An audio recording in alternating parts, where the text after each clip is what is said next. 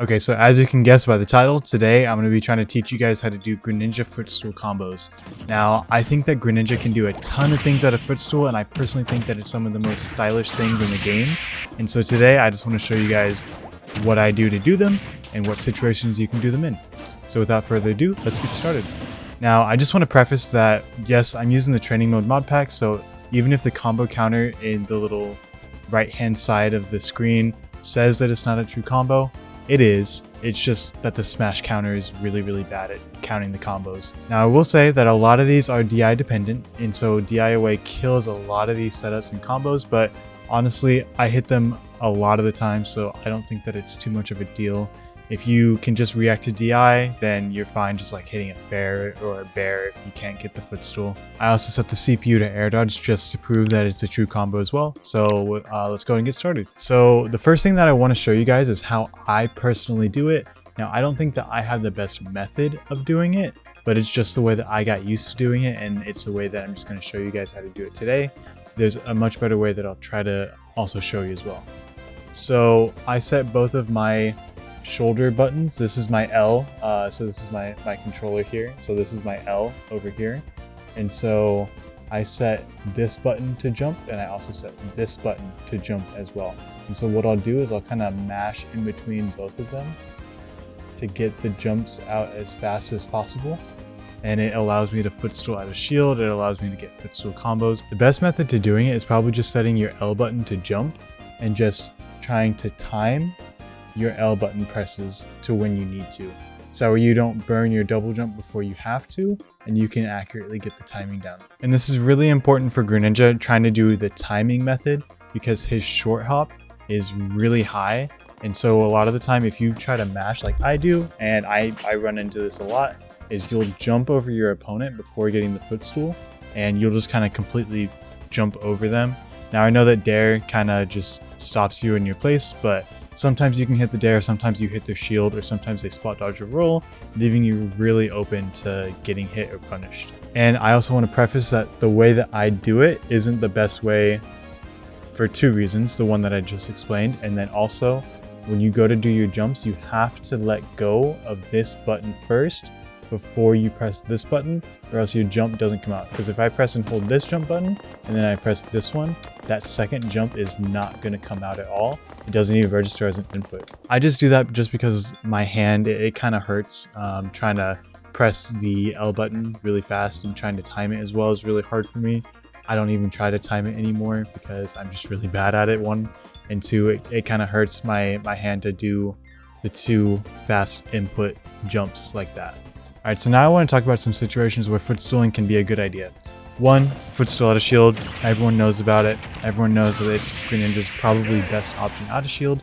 It allows him to get some combos potentially out of it, or just get a free kind of escape option with getting some percent as well with his Nair.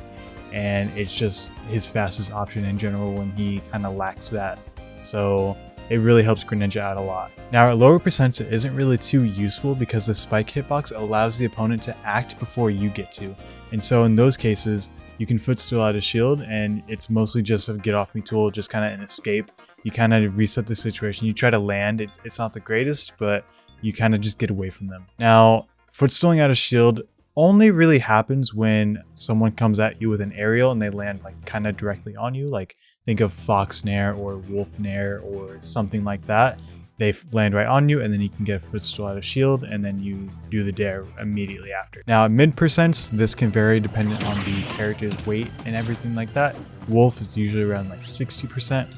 They can start getting spiked where they'll have to tech, and even at higher percents they can jump and act and do some attacks out of it. Now there's a very small range where it only allows the character to tech, and so with that you can try to get back down to the ground safely, and you can try to follow up their tech. It's a really hard reaction, but you can do it. A lot of people will miss the tech and they'll just fall right on the ground. In those kind of situations, you can kind of get some better follow-up. When they're in the range where they can jump and attack, you can kind of try to stuff that out with a Nair. Before they are able to hit you, you can Nair down. You have to get the fast fall timing really solidly right after reaching the peak height of your down air off of them, and you can try to just stuff out any option that they have with a Nair. I find that most people are mashing air dodge, and so you kind of generally want to try to follow that Some smarter people will try to attack out of it, they'll try to jump out of it because they know that they can, and air dodging isn't really the best option for them because it leaves them pretty vulnerable. Now at some higher percents you can follow up with a Nair that's a guaranteed true combo, but if they DI out, it makes it really hard to get a follow-up after that, and so if they DI in, you can get a fair right after. Now you can kind of try to manipulate which way they're going to be DIing by narrowing on which side you want to, and try to think of which way they're going to be DIing, and you can get the fair follow-up that way. I've gotten it plenty of times. It's not impossible to do, but if they're trying to react with DI away, it can be hard to do. And if you're feeling a little bit more stylish, you can get a second Footstool after the first one. The first one being the Footstool out of shield, and then the second one would be the follow-up after that. And so the neat thing about that second Footstool is that the second Footstool doesn't send you as high, and so you're able to follow up with some different things. You can punish their tech option with a Nair or a bear if you choose to, or if they do a no tech, you can kind of follow up in a different way. You can jab them and do like a jab reset, or you can follow up with a Nair and kind of just continue the string from there. So I encourage you to experiment, go in the lab, find out what you can do for yourself and what you like to do after that. There's a lot of different options that are at your disposal. And at higher percents, you can straight up just go for the fair and try to get a kill, or you can try to do a drag down up air after. Alright, so with that out of the way, let's talk about Nair. Now, as we all know, there's two kinds of Nairs. There's strong Nair and then there's weak Nair. And each of those have different percent ranges where you can get a Footstool at. Now, of course, this is going to depend on the character, but Wolf usually starts around 25%. It can be very difficult at this lower percent to get a Footstool because of something called a Footstool lockout, where you aren't able to Footstool someone after a certain amount of time after they've been hit. So you have to try to delay your Footstool to get it. Now, around the mid percent, starting around 41% on Wolf, you can either go for a Footstool right away or a double Nair into Footstool, depending on the stage and DI. On DI in, you can do something like this.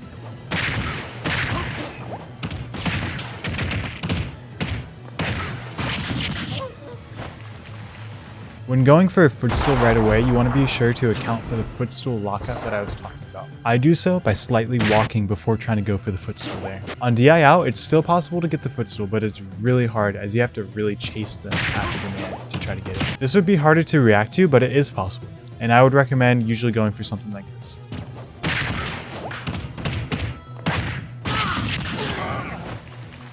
At higher percents, usually around 60% on Wolf, I really wouldn't recommend trying to go for strong Nair into Footstool, since the opponent will be so high in the air that they can react by DIing left or right, or tech easily since they are in the air for so long. And on DI out is really hard to hit at these higher percents. Alright, so moving on to weak Nair, it starts around 49%, again, depending on character, and it has the same concepts and principles as strong Nair, but it just lasts kind of a different range.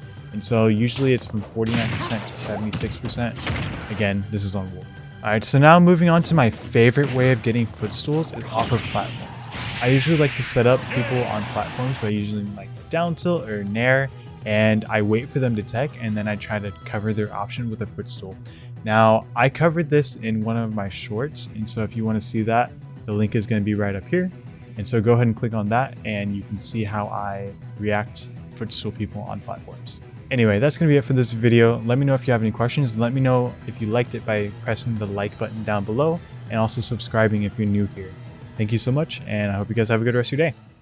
Peace.